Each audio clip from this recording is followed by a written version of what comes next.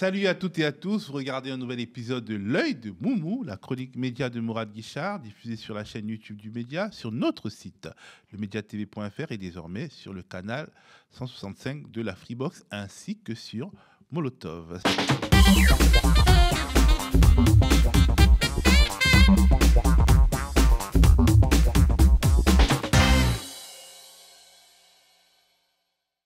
Salut Moumou. Bonjour à toutes et à tous, bonjour à toi Théo. C'est le moment du préambule, Oui, ou des préambules. Absolument, le fameux préambule, les fameux préambules, il n'y en a que deux, ça va être assez rapide. La semaine dernière, je vous avais parlé de cette question de maladie mentale. Alors, c'était un ancien leader de l'extrême droite, Madelin. Il avait parlé de maladie mentale, c'était sur l'autisme, et cette fois-ci, c'est Luc Ferry donc, qui avait pété les plombs la semaine dernière. Alors, très bizarrement, dans l'émission de Darius Rochebin sur LCI, alors je ne vais pas vous l'infliger, mais c'est Darius Rochebin, alors que c'est Luc Ferry qui avait complètement disjoncté. Je vous invite à aller voir la séquence, à revoir la séquence si vous le souhaitez. Et ben, c'est Darius Rochebin qui, toute honte bue, l'a non seulement réinvité, mais présenté ses excuses, comme si c'était Rochebin qui était responsable de son pétage de plomb. Et bien là, il va repartir en vrille. C'est à propos d'Elon Musk que je vous laisse écouter. C'est absolument violent et, je trouve, abject. On n'a pas de mots assez durs pour dire ce qu'on en pense, même quand on est un gaulliste de droite comme moi, enfin, ou plutôt de gauche. Bon, lui, il est Asperger au dernier degré, c'est un fou, il faut quand même le dire. Il a été diagnostiqué Asperger, donc c'est un barjo complet.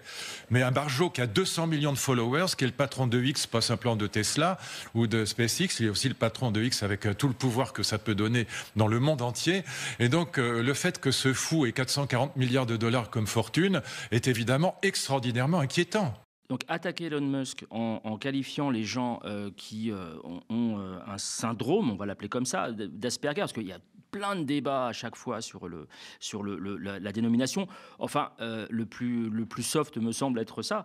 Le qualifier de fou et c'est délirant. C'est-à-dire qu'il insulte l'ensemble des personnes souffrant ou étant atteint d'un syndrome comme celui-ci. Et je trouve ça extrêmement violent de la part, je le rappelle, de l'ancien ministre de l'Éducation nationale, qui devrait faire quand même un tout petit peu attention aux mots. Et je ne comprends pas qu'LCI conserve cette personne-là. Et une fois de plus, il peut y avoir, et je serai amené à le redire malheureusement, mais il peut y avoir des gens complètement frappadingues sur les plateaux qui sortent des horreurs et des saloperies. J'ai presque envie de dire que Luc Ferry, c'est son moteur, c'est son essence plutôt. Il vit que de ça. Des espèces de punchline, des choses excessives, voire mensongères, bon, c'est lui. Mais qu'il n'y ait pas de réponse en plateau, ça me pose un énorme problème. Et je pense que rien que ce propos-là devrait normalement le disqualifier complètement. En même temps, si les réponses en plateau le rendent pire que dans la situation précédente, peut-être que Darius Rochebin se dit mieux vaut laisser couler. On peut imaginer que si Rochebin présente ses excuses à Ferry, c'est parce que la direction, quelque part, tient à Ferry. Et pour quelle raison l'histoire nous le dira peut-être ? Peut-être parce que, justement, il a le chic pour faire le buzz, et parce que le bad buzz, finalement, dans le modèle économique des chaînes d'infos, c'est du buzz. Je suis pas sûr que les parents d'enfants Asperger aient spécialement envie, ou autistes, aient spécialement envie d'aller voir, de continuer à regarder LCI. L'autre chose concerne toujours la déliquescence du PAF et pose une question que j'ai posée. Alors, j'ai posé beaucoup de questions cette semaine par mail, notamment au service presse des différents organismes. Mais là, on peut tenir ce genre de propos. Alors, ça se passe sur i24 News, mais je me suis posé la question parce que je n'ai toujours pas la réponse et l'ARCOM n'est pas très pressé pour ce genre de choses. J'ai pas la réponse du statut d'i24 News et savoir si l'ARCOM, oui ou non, a une influence sur i24 News, si elle peut, en l'occurrence, prendre des sanctions, voire l'interdire. Écoutez le genre de propos que l'on peut tenir en 2025 sur une chaîne francophone diffusée sur plusieurs bouquets des box diverses et variées. Écoutez ça, c'est incroyable. Pour vous dire que lorsqu'on veut choisir ses victimes, Gaza, quand j'ai vu cette semaine, la semaine passée, la libération de nos 3 otages, et quand j'ai vu les Gazaouis pseudo-génocidés, gras comme des porcs, avec leur téléphone 5e génération, venir filmer la libération des trois otages, 3 de nos otages, je me suis dit qu'ils avaient quand même bien de la chance, ces Gazaouis, d'avoir été génocidés par Israël et pas par l'Arabie Saoudite et ses alliés. Mais il faudrait peut-être qu'on revienne sur l'Arcom. En gros, tu leur as demandé de préciser leur rôle quant à la régulation des 24. Absolument. Ils n'ont pas répondu. Pour l'instant, toujours pas. Alors, Ça fait combien de temps ? Ça fait la première fois, ça doit remonter à 3-4 semaines. J'en parlais avec Pascal Boniface, d'ailleurs, qui se posait aussi la question. Non, ça l'a remonté, oui, à 3-4 semaines, je dirais à peu près. Mais on va attendre. Il y a le temps de traitement des demandes. C'est peut-être égaré quelque part. Mais je vais relancer, évidemment, dès ce soir pour savoir ce qui se passe. Parce que là, ça devient problématique. Vous avez entendu les propos. Ils sont d'une violence extraordinaire. Ils tombent sous le coup de la loi, très clairement. Donc, est-ce que ça peut être diffusé sur des box françaises ? Est-ce que ça peut bénéficier d'une comme ça, de pouvoir être arrosé dans les foyers? Je me pose vraiment la question. Pour beaucoup moins que ça, je le redis, Russia Today a été sucré du paysage audiovisuel européen, pratiquement. Alors, je ne sais pas s'il y a des pays qui ne l'ont pas fait, mais en tout cas, il a été sucré en France sur décision européenne. Je ne comprends pas que là, on soit si faible par rapport à cette chaîne propagandiste. Et on est en plus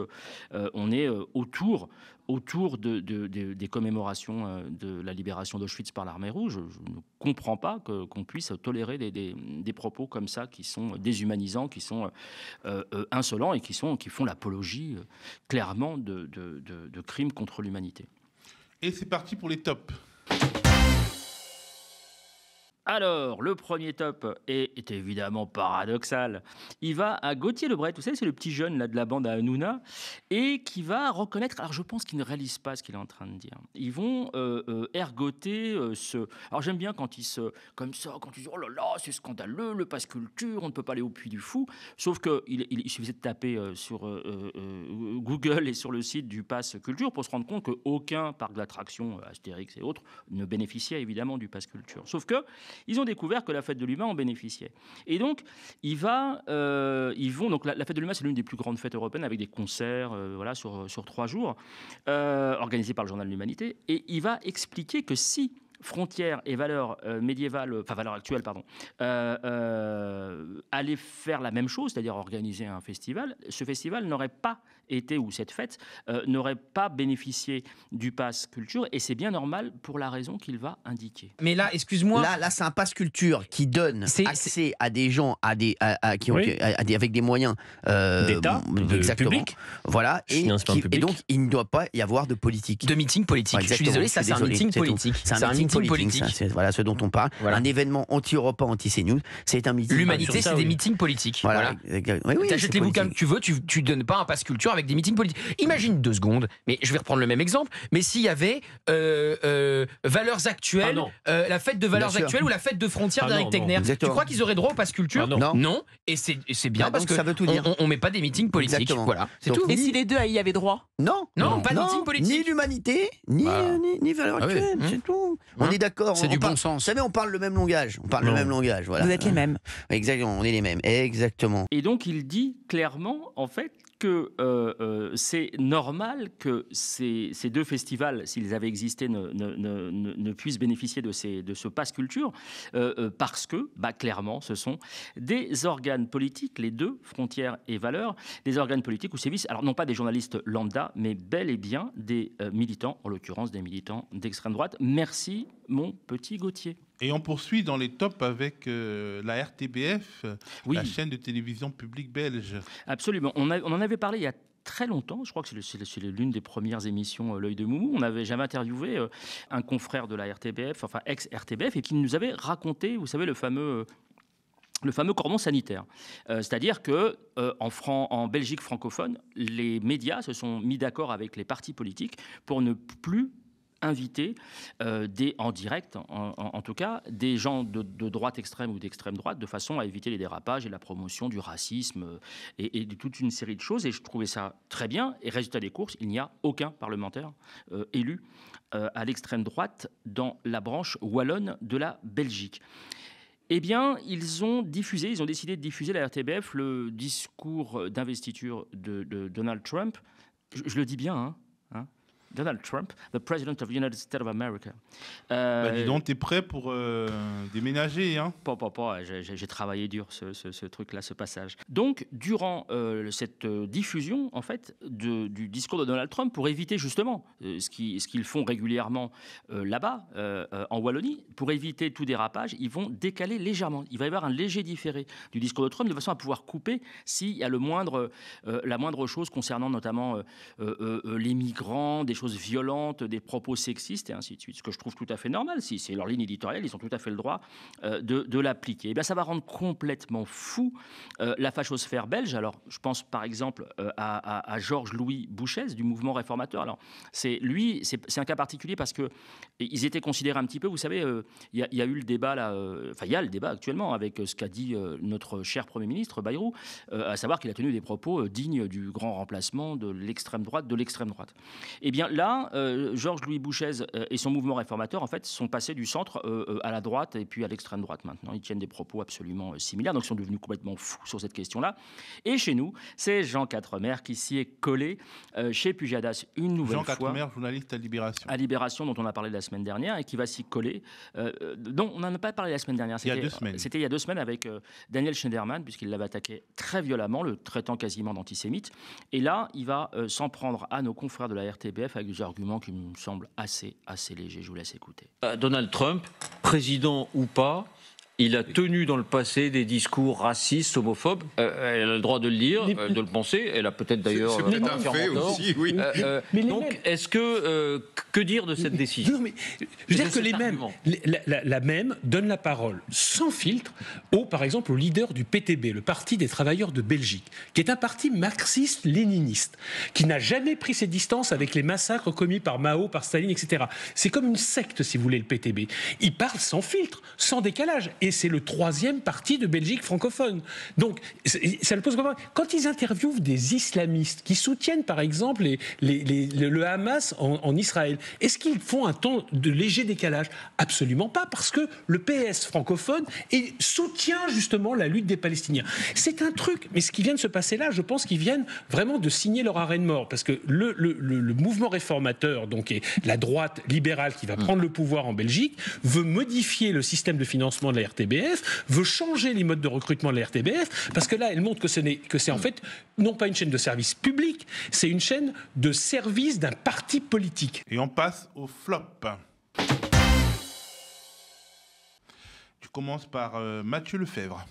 Oui, Mathieu Lefebvre, alors c'est un prodige, c'est vraiment le produit de quelque chose de technologique. On parlait tout à l'heure d'Elon Musk, je pense qu'il a quelque chose de Musk, ce garçon. C'est-à-dire que soit il sort des usines Tesla, il a été complètement formaté, c'est un robot, il va ressortir les éléments de langage en appuyant sur un bouton, et je trouve que l'exploit technologique est assez remarquable. Soit il a trop voyagé aux frais d'Elnet, du lobby pro Netanyahou, qui paye des voyages aux parlementaires et aux ministres pour leur faire des allers-retours avec le resto, avec les éléments de langage à intégrer, et ainsi de suite. Écoutez comment il va parler de l'échange on en reparlera tout à l'heure, de la question otages, prisonniers de guerre et ainsi de suite, la terminologie, mais écoutez comment il va parler des soldates israéliennes. C'est assez surprenant les éléments de langage de défense de ces soldates qui ont été libérés, donc les 4 soldats qui ont été libérés. Écoutez comment il va les défendre. Je rappelle qu'il ne faut jamais mettre sur le même plan 4 soldats qui faisaient leur travail avec des gens qui ont été condamnés à perpétuité, qui sont des terroristes pour certains et des meurtriers pour d'autres. Voilà ce que ça rappelle. Alors, le hasard fait que j'étais, comme je l'avais dit récemment, j'étais au colloque de Tzedek le matin, avant que je découvre ça, le samedi. C'est un mouvement juif décolonial. C'est ça, absolument, et progressiste. Moi, je le qualifie aussi de progressiste, parce que c'est quand même aussi le lien entre tous les adhérents. Donc, mes chers amis de Tzedek, mes chers camarades de Tzedek, avaient décidé de diffuser un docu. Alors, c'est un docu qui a été co-réalisé par notre ami Ronnie Broman, exclusivement à partir des archives retrouvées miraculeusement du procès Eichmann, un dignitaire nazi. Donc, et ce qui est très étonnant, c'est que lui, comme élément de défense principal, c'était de dire qu'il était militaire, qu'il travaillait pour l'État et qu'il ne faisait que son devoir. Donc à chaque fois, on note, alors, toute proportion gardée évidemment, mais on note qu'à chaque fois, il y a cette justification, je n'ai fait que mon devoir à mon échelle, et donc je n'ai pas participé à quelque chose d'extraordinaire comme un génocide, comme la Shoah, comme... voilà, et je trouve cette... C'est mon boulot, quoi. Ouais, c'est ça, j'ai fait mon boulot. J'ai fermé, vous savez, c'est le fameux truc, j'ai fermé la porte du train. Je n'ai fait que fermer la porte du train. Je n'ai fait qu'ouvrir la porte du camp. Je n'ai fait que... Voilà, et je n'ai fait qu'apporter des plateaux repas aux soldats. Et à chaque fois, on se dit, c'est pas moi qui suis responsable de cette chaîne qui constitue effectivement un crime contre l'humanité. Et le parallèle m'a vraiment frappé parce que je me suis dit, mais c'est pas possible. J'entends Eichmann le matin et j'entends ce genre de justification encore aujourd'hui de la part de Mathieu Lefebvre. Et je le redis, toute proportion gardée, bien évidemment. Et on continue avec I24 News encore. Oui, parce que ça... Tu vas finir par prendre l'abonnement. Non. Je te rassure, mais ça pose une vraie question légale, démocratique et puis morale, parce que là, on est exactement la veille de la commémoration de la libération d'Auschwitz par l'armée rouge. Et là, écoutez ce qu'on a pu entendre sur I24 News, pareil, sans contradiction. Donc, ne dites plus déportation, mais dites... En fait, j'avais dit à peu près exactement ce qui s'est passé depuis plus d'un an maintenant, à savoir que ce qu'il faut faire et ce qui probablement allait être la destruction physique de la bande de Gaza, et qu'une fois cette destruction physique effectuée, ce qui est à peu près le cas à 70% à peu près, il n'y aura plus d'autre choix en fait que la relocalisation de la population de Gaza ailleurs. Là, ça n'est pas forcément en Égypte, mais la chose la plus logique est évidemment l'Égypte, ou en tout cas partiellement l'Égypte. Quand je dis l'Égypte, je ne parle pas du Sinaï, je parle de l'Égypte proprement dit, c'est-à-dire l'ouest du Sinaï, où une partie, idéalement toute la population, mais disons en tout cas une partie de la population palestinienne devrait être intégrée et devenir simplement faire partie de la population égyptienne, c'est-à-dire obtenir la nationalité, deviennent, ou dans certains cas redeviennent, des citoyens égyptiens. Une autre partie, on a entendu que le président Trump l'avait dit il y a une semaine, il avait mentionné d'autres possibilités comme l'Indonésie, qui est un pays de près de 300 millions d'habitants. Donc mettre là-bas quelques centaines de milliers de Palestiniens, voire 1 million, voire 2 millions, ça représente en fait quasiment rien à l'échelle de l'Indonésie. On peut penser à d'autres pays comme la Malaisie, les pays du Golfe, etc., etc. Relocalisation, pour parler d'une déportation de gens qui vont être forcés, de familles qui vont être forcées après que leur maison en plus soit détruite. Ils vont être forcés à partir vers des pays, vers des terres qu'ils ne connaissent pas, d'abord qu'ils ne souhaitent pas d'ailleurs les accueillir, mais qu'ils ne connaissent pas, forcés par un État qui pratique l'apartheid. Je trouve ça extraordinaire d'oser employer ce terme-là en toute décontraction. Imaginez un quart de seconde, mais en plus c'est la chaîne I24 News, a priori ils connaissent ce mot de déportation. Je ne comprends pas qu'ils osent le modifier pour en faire un terme tout à fait acceptable comme celui-ci. Mais justement, ce sont les mots dont on affaiblit la portée qui nous permettent peut-être de dormir tranquille pendant que nous ouvrons ou que nous fermons les portes qui permettent au mal de perdurer. Donc peut-être que l'objectif, c'est justement de donner l'impression que rien de mal ne se passe quand on parle de déporter quasiment toute la population de Gaza. Absolument, oui. C'est très grave. Alors, sur RTL aussi, il y a des choses qu'il faut mieux entendre plutôt que d'être sourd. Oui, alors il s'agit de Johann Sfar, le fameux dessinateur du chat du rabbin, enfin voilà, qui est très célèbre, qui a rencontré un succès assez certain. Il a un tout petit peu vrillé avant le 7 octobre, alors depuis le 7 octobre c'est terminé. Hein. Il a, comme on dit, comme j'aime bien dire, il a lâché la rampe. Et là, il va pouvoir raconter n'importe quoi, n'importe quel bobard, à la mode, vous savez, Géraldine Vosner, qui avait expliqué que, je crois que c'est devant Manuel Bompard, que des caciques du PS avait dit que de toute façon ils n'appliqueraient pas le programme du nouveau Front Populaire, et quand Bompard s'est un peu agacé en lui disant mais donnez-moi des noms, elle a bafouillé, elle était complètement décomposée parce qu'elle n'avait aucun nom à donner, bien évidemment. Et bien là il va refaire la même chose, il va faire une Vosner, ça va devenir je pense une expression, il va faire une Vosner, ça va passer crème, voire même sur le plateau les deux journalistes vont être subjugués sans le sommer de donner des noms, et voilà ce qu'il va expliquer. Je vous laisse écouter. C'est d'une gravité assez phénoménale, me semble-t-il. Dans les partis de gauche, en tout cas, ça a été une évidence. Moi, j'ai eu, on n'a pas le droit de les citer, j'ai eu les yeux dans les yeux des leaders de gauche, que ce soit socialistes ou verts, au moment où LFI a utilisé l'antisémitisme pour rameuter la jeunesse. J'ai eu des responsables PS et verts qui ont dit « on ne fera pas de situation de rupture à cause de ce sujet ». Je suis pas en train de dire que les Verts et le PS sont anti-juifs. Qui vous a dit ça ? Je vous le dirai pas. Mais vous voyez des responsables politiques vous ont dit ça les yeux dans les yeux. Mais vous avez bien vu ce qui s'est passé lors des dernières élections. Enfin, LFI va au-delà des outrances que Jean-Marie Le Pen s'est jamais permises. Ça n'a pas empêché la gauche traditionnelle de rester alliée pour pas perdre des sièges. Ils peuvent dire ce qu'ils veulent aujourd'hui. C'est une trahison dont on se remettra pas. Et là, je parle pas des Juifs, je parle des Français dans leur ensemble. Et je ne pense pas que les Français soient d'accord avec ça. Alors, quand je dis que c'est d'une gravité assez phénoménale, c'est-à-dire que là, il est en train de dire que le Parti socialiste en France est capable de mettre un mouchoir sur un antisémitisme présumé, de la part évidemment des LFI, c'est toujours le même truc, qu'ils en ont strictement rien à foutre. Mais alors, par contre, ils précisent qu'ils ne sont pas pour autant antisémites. Waouh ! Quand on dit qu'on est prêt à pactiser avec un parti antisémite, la France insoumise en l'occurrence, et c'est exactement ce qu'il est en train de dire, eh ben, on est soi-même au moins collabo d'antisémite, si ce n'est antisémite. Donc c'est faux cul, il y a zéro nom, il y a zéro preuve, mais malheureusement, ça passe crème, ça se passe sur RTL. Et c'est désormais l'heure de la rubrique Au microscope qui est consacrée à France Info, la chaîne d'infos en continu à la télé, mais également chaîne d'infos en continu à la radio, du service public. Et France Info, ces derniers jours, fait le buzz, le bad buzz, pour des raisons que je vais nous expliquer et qui te posent problème, voire te troublent.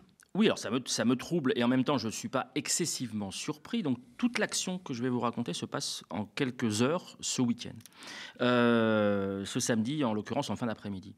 C'est pas la première fois en fait que je pointe France Info. Vous savez, cette fameuse fenêtre d'Overton, c'est-à-dire que tout ce qu'on voyait, on entendait de manière presque habituelle sur BFM TV, sur CNews et sur sur I24 News, se retrouve maintenant, il y a des bribes qui se retrouvent sur le service public, ce qui pose quand même un certain nombre de problèmes. Et puis, comme je vous l'ai montré tout à l'heure, on peut retrouver ça sur RTL, sur évidemment Europe 1 maintenant que c'est tombé dans les mains de l'extrême droite, mais ça arrive sur le service public, ça pose vraiment un problème. Et là, c'est une affaire, donc nous sommes le samedi, donc le 25, je crois, on est en fin d'après-midi, en fin de journée, et puis je vais sur mon téléphone, je regarde, je sortais du fameux colloque de Tzedek, et puis je regarde mon téléphone, petites alertes, des choses comme ça. Et puis je vois un tweet de Caroline Yadan, donc, qui est la députée de la majorité relative présidentielle de la 8e circonscription des Français de l'étranger. Donc en gros, ça englobe un certain nombre de pays autour d'Israël, mais c'est surtout Israël, évidemment, qui est au cœur de tous les débats. Et elle va s'offusquer d'un bandeau évoquant des otages palestiniens parus sur France Info. Alors je vous laisse regarder. Et je vous reprécise que l'œil de Moumou, pardon de parler de cette émission à la troisième personne, mais l'œil de Moumou, c'est une émission de critique média, pas une émission politique. Donc je laisserai éventuellement, mais je ne sais pas si, je pense que vous en avez peut-être déjà parlé, mais je laisserai évidemment d'autres confrères ou d'autres consoeurs parler de l'aspect politique et de la discussion sémantique entre otages, prisonniers politiques, ainsi de suite. Même si j'en dirai un mot évidemment tout à l'heure. Et donc elle va poster ça, et comme je la vois s'énerver sur ce bandeau, et puis moi je me dis c'est plutôt courageux, quoi. Alors on peut avoir un débat sur effectivement cette différenciation entre otages et puis prisonniers politiques, ce qui est souvent le cas pour les Palestiniens qui n'ont pas de procès, qui sont enfermés de manière répétée avec des femmes, des enfants et ainsi de suite, et puis qui à la fin sont échangés donc contre des otages israéliens. Donc je peux présumer qu'il y a quand même un petit calcul. Et donc je félicite France Info, j'envoie un petit tweet comme ça, je mets merci France Info avec des mains comme ça, et puis je passe à autre chose. Alors j'envoie à Kevin Razi des blagues de Toto, comme je le fais régulièrement pour alimenter son travail. Et puis je vois d'un coup débarquer une réaction spontanée. Alors je ne sais plus dans quel ordre exactement je les ai vus arriver, mais je vois une réaction spontanée de Muriel Attal. Alors on va la voir à l'écran, qui est donc la responsable de la communication corporate de France Info, et qui va carrément appeler Caroline Yadan par son prénom, ce qui est quand même assez extraordinaire, avec un smiley. Alors, elle va s'en expliquer un tout petit peu après, et elle va dire « On a immédiatement réagi, Caroline ». Caroline Yadan. La direction de l'info et France Télévisions ont été des Lucky Luke, smiley, sourire et cœur rouge. Je trouve ça absolument extraordinaire. Alors, elle va expliquer un peu plus tard qu'elle a, alors c'est chez notamment nos confrères de Mediapart, qu'elle s'est trompée parce qu'il y a eu un incendie à cause de ce bandeau. Elle s'est trompée entre ses SMS, ses tweets, ses DM et compagnie. Bon, admettons, mais on s'en fout, c'est pas la question. La question, c'est le rapport, la le connivence. Lien. Évidemment, la connivence totale, et qu'elle abonde dans ce sens-là. Et donc, on va voir, par exemple, qu'elle a, durant la campagne des législatives, elle a carrément soutenu la candidature de Caroline Yadan, et en plus en répondant pas n'importe qui, à Julien Baloul. Alors, je ne sais jamais si on prononce Baloul ou Bahloul, mais à Julien Baloul, on va être sympa avec lui, qui est un extrémiste proche du Likoud et qui tient des propos propagandistes comparables à ceux d'Olivier Rafovitz, si vous connaissez un peu, si vous suivez un peu cette chronique, donc le fameux porte-parole francophone de l'armée israélienne. Et donc, ça date pas d'hier, elle a un positionnement pro-Caroline Yadan, pro-Israël, qui, avec ses fonctions, avec son poste, sont tout à fait incompatibles, mais littéralement incompatibles. C'est-à-dire qu'elle peut pas, elle peut avoir un compte personnel sur lequel elle va émettre son avis, son point de vue, ainsi de suite. Elle ne peut pas le faire, évidemment, avec son compte professionnel. Ensuite,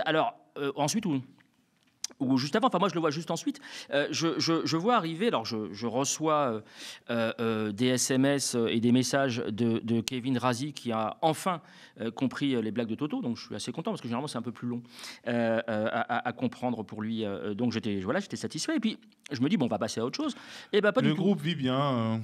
Oui, absolument. On s'occupe, c'est le week-end quand même. Et puis non, je vois arriver, à ma grande surprise, je vois arriver un communiqué de la direction de France Info, qu'on va regarder tout de suite, et qui informe que des sanctions vont être prises. Alors, là, il y a une règle journalistique de base. Les sanctions vont être prises contre la personne qui a laissé passer ou qui a rédigé ce bandeau, qui est quelqu'un... On apprendra plus tard que c'est quelqu'un qui est dans un état de précarité, qui est en CDD, en pige, et ainsi de suite. C'est pas un cadre de la boîte. Et la règle, évidemment, c'est un peu comme les directeurs de publication dans les journaux papier pour lesquels je travaille.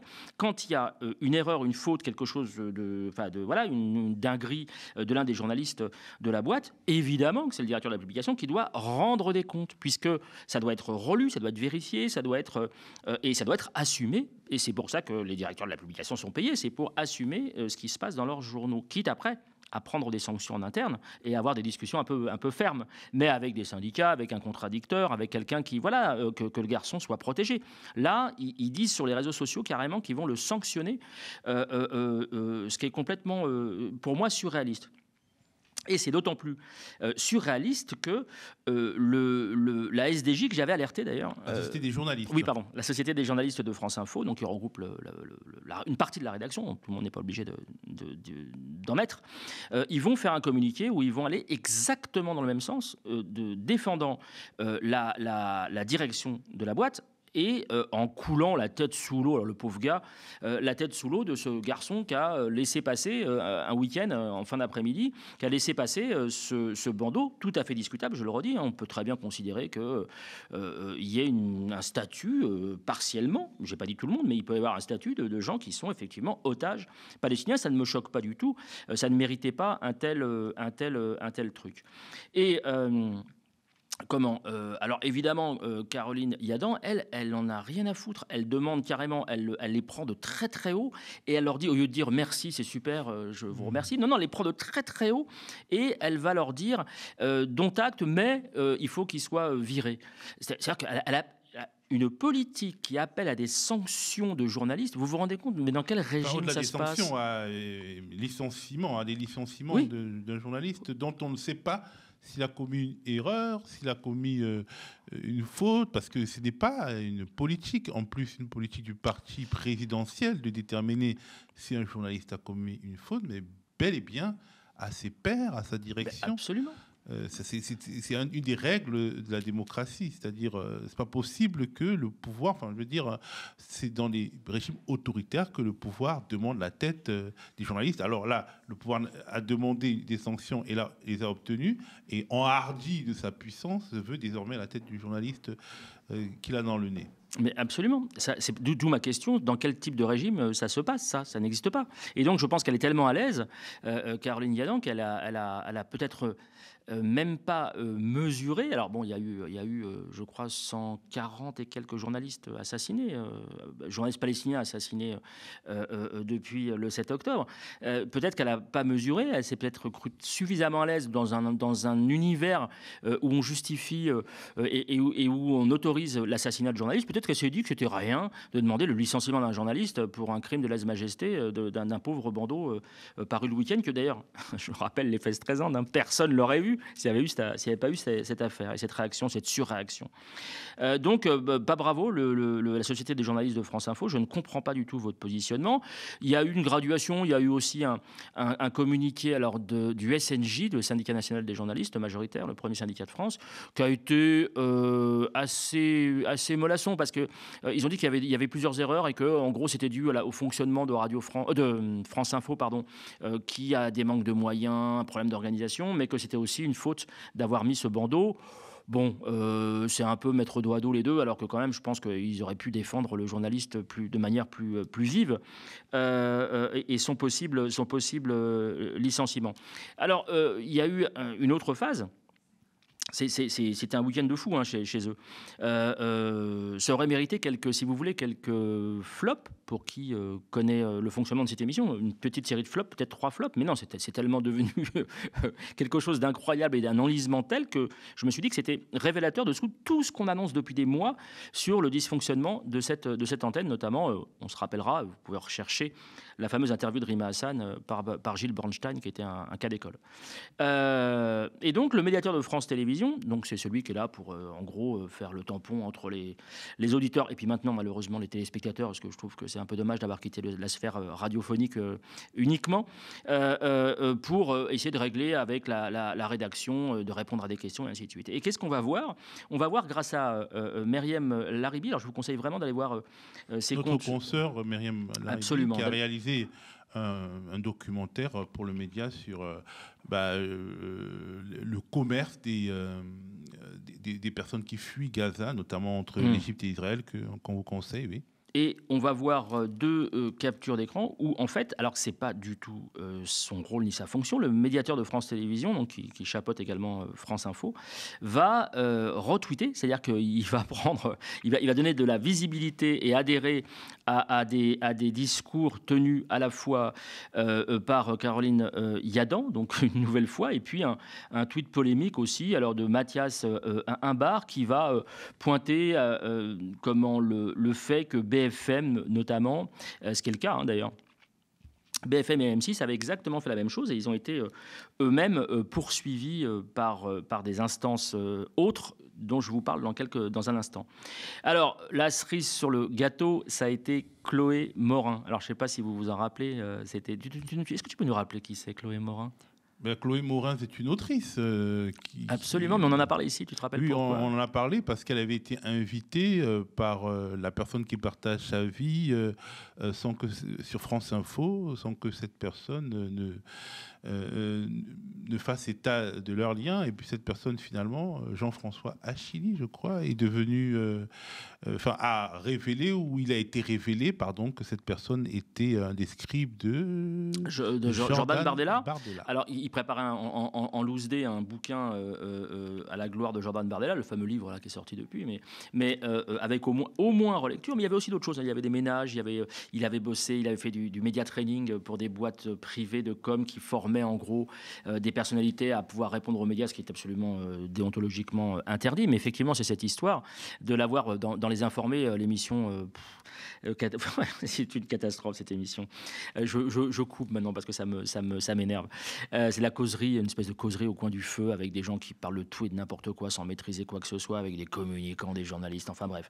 Et donc, effectivement, il a été viré depuis, Achilly, mais à aucun moment, comme tu le précisais, il n'était fait état de leur relation. Et Achilly brandissait le bouquin de sa compagne en disant que c'était une référence, un super bouquin. Et bien, elle va arriver dans ce truc, dans cette partie de bowling, et on va le voir également à l'écran, elle va donner des leçons d'éthique journalistique. Waouh, quoi. Elle va dire, donc suite aux interventions diverses et variées et au retrait de ce bandeau, elle va dire, dont acte, les médias s'honoreraient à s'excuser plus souvent lorsqu'ils commettent des erreurs. Waouh, waouh.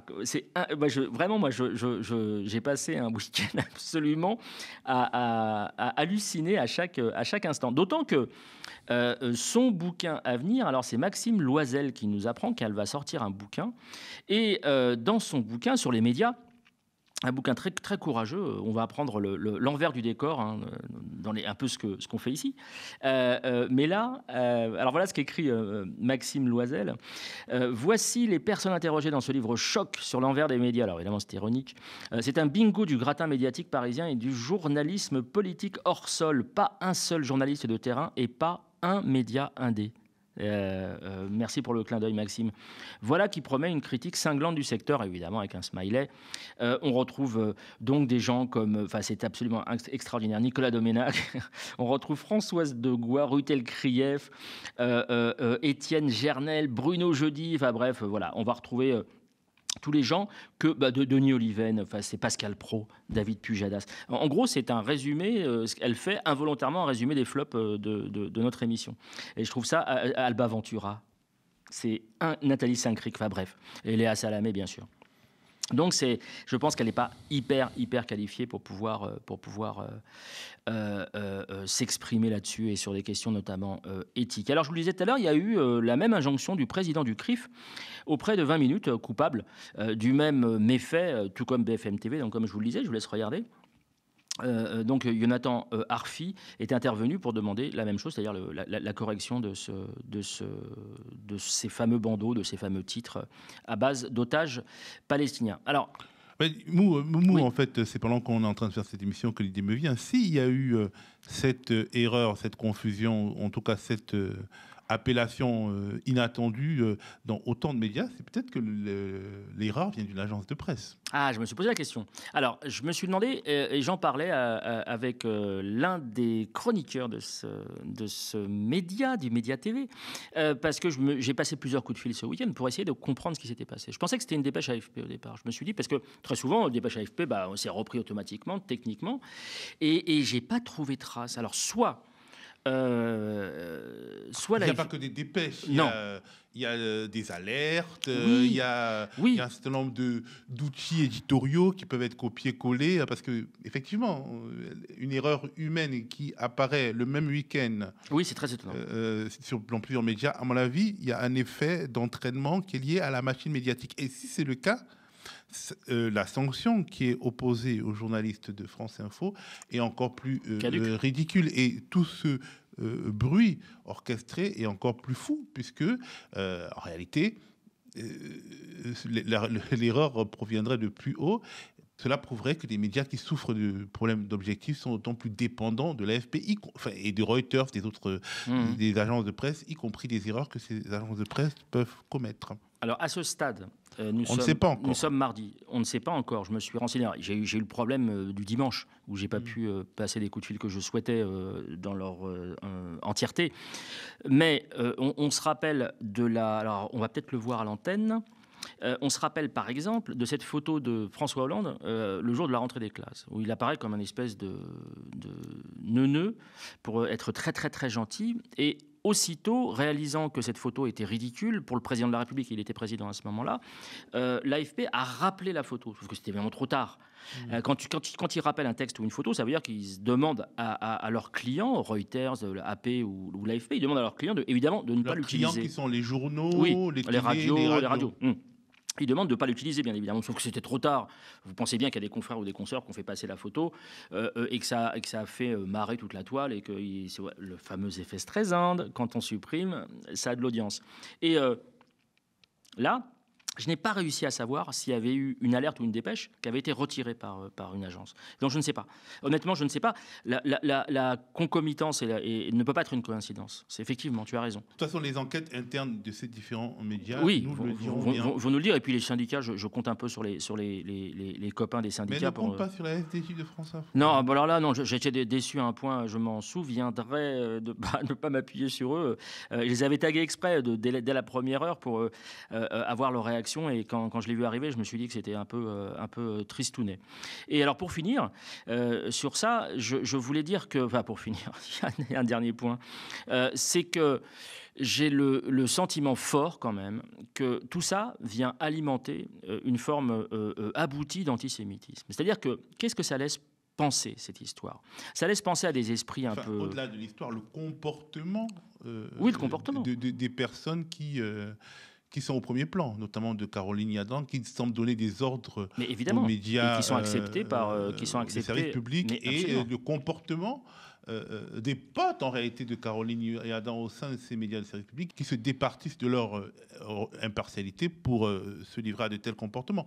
Finalement, c'est eux qui peuvent alimenter ce dont tu parles. Oui, une forme aboutie d'antisémitisme, disant très clairement de la part des vrais antisémites que ce sont les juifs dans le meilleur des cas, le juif qui tient les médias, et que les politiques juifs présumés ou juifs affichés comme c'est le cas ici, souhaitent assurer un pouvoir sur les médias, alors que normalement il y a une séparation effectivement entre les politiques et les journaux. Donc ça pose un vrai problème, c'est-à-dire que et je parlais tout à l'heure de la non pas de la LICRA pardon, mais du CRIF qui est intervenu, le patron du CRIF qui intervient pour sommer des journaux de corriger leurs titres. Enfin, où est-ce que ça arrive? Imaginez un quart de seconde l'inverse, quoi. Imaginez le Conseil français du culte musulman qui intervient auprès de journaux en les sommant avec une violence dans le verbe, hein, et une espèce de côté hautain comme ça, de dire je vous demande de changer ça, le Hamas n'est pas terroriste, je vous demande de mettre résistance à la place. Imaginez la réponse, mais ça aurait été normal d'ailleurs. Imaginez la réponse. Donc c'est complètement fou. Ils tirent contre leur camp, ils continuent à tirer contre leur camp, camp que nous défendons.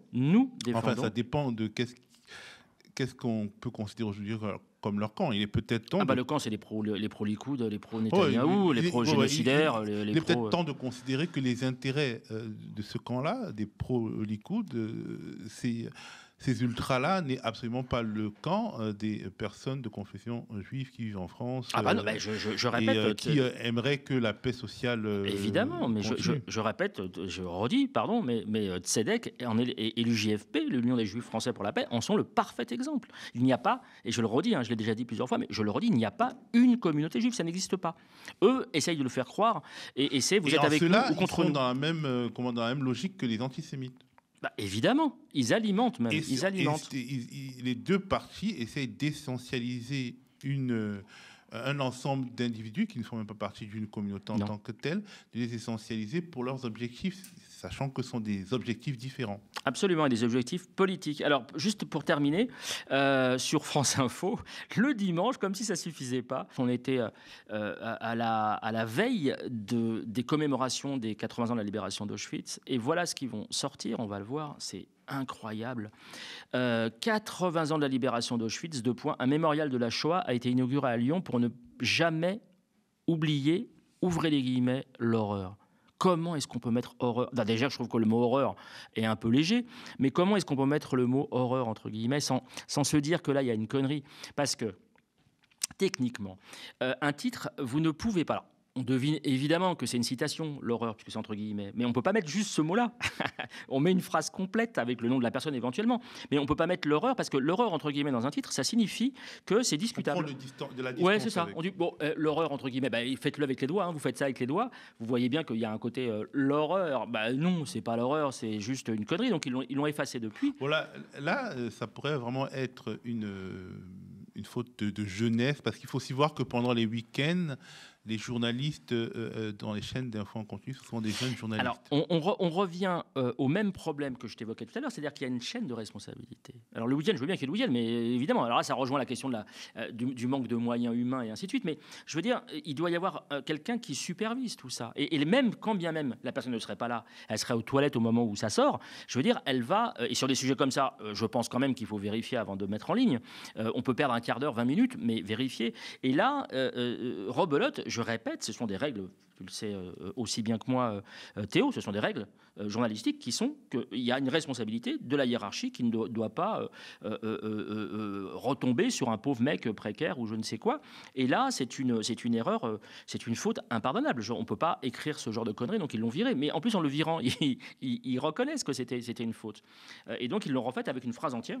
Mais ils n'ont pas dit qu'ils ont suspendu les journalistes. Ça aurait fait peut-être beaucoup. Non, là, ça aurait fait beaucoup. Mais tout ça en l'espace de 2 jours. Voilà. Et la dernière chose, après on passe à la suite, la dernière chose, c'est que j'ai reçu ensuite, j'ai soufflé un petit peu, et puis j'ai reçu un ultime message de Kevin Razi qui m'a demandé s'il pouvait utiliser ces fameuses blagues de Toto pour son prochain spectacle. Évidemment, j'ai accepté. Les blagues de Toto et les conversations du week-end de Moumou et de Kevin. On passe au coup de cœur. Oui, Théo, on va rester dans l'actualité, évidemment, au Proche-Orient, au Moyen-Orient. Il va falloir qu'on... Et c'est prévu, hein, on parle d'autre chose, parce que c'est vrai que c'est tellement envahissant, comme je l'avais déjà expliqué, mais il va falloir qu'on diversifie, parce qu'il y a d'autres thèmes à aborder, et on n'a pas 2 heures par émission, donc il va falloir vraiment que je fasse attention à ça, mais c'est tellement présent, c'est tellement prégnant que c'est très compliqué de l'éviter. Alors, c'est le premier livre, donc il y a 2 livres, c'est le premier livre, c'est le livre de Gérard Haddad, qui d'ailleurs m'a fait une adorable dédicace, qui est alors il est ingénieur agronome, mais il est aussi connu, enfin moi je le connais comme médecin psychiatre et psychanalyste, et puis voilà, il est essayiste, il a fait pas mal de bouquins, notamment chez Grasset et Au Seuil, et là il va aller chez Le Passeur éditeur pour faire une espèce d'éloge de la trahison des lettres enflammées sur le devenir d'Israël. C'est très courageux de sa part. Il a été traducteur des livres de Yeshayahu Leibovitch, qui nous a quittés en 94, et lui qui donc se définit comme sioniste repenti, je trouve que l'expression est très forte, va faire part donc au travers de ces 12 lettres, avec chaque fois un angle d'attaque et une thématique. Il va s'adresser à Leibovitch, et puis il va lui faire part de... Alors, ils écrivent en 4 couves que c'est la tristesse d'un sioniste repenti face au massacre en cours et sa colère devant les discours de clercs et intellectuels juifs médiatisés, alignés sur les positions d'un gouvernement fascisant.